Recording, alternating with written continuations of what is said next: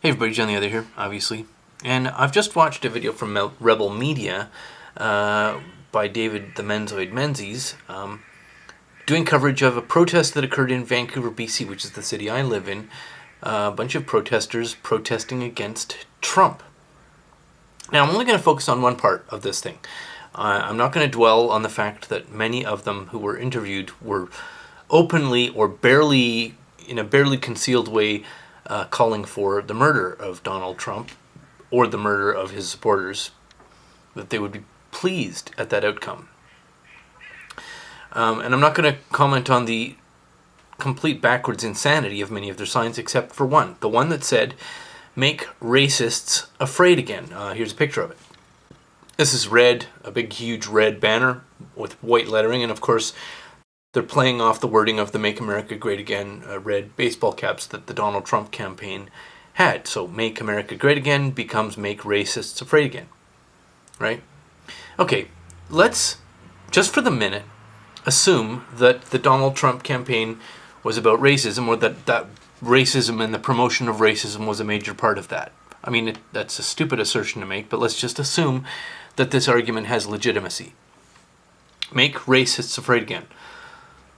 What is it that causes racism? Like assuming that there is racism present, what causes it? Where does it come from?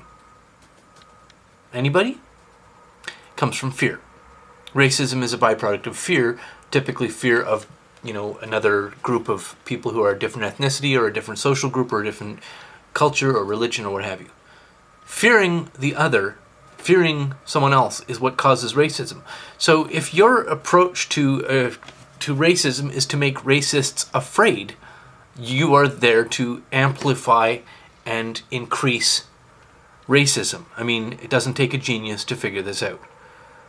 If your approach is to cultivate and amplify fear, then you're cultivating and amplifying racism.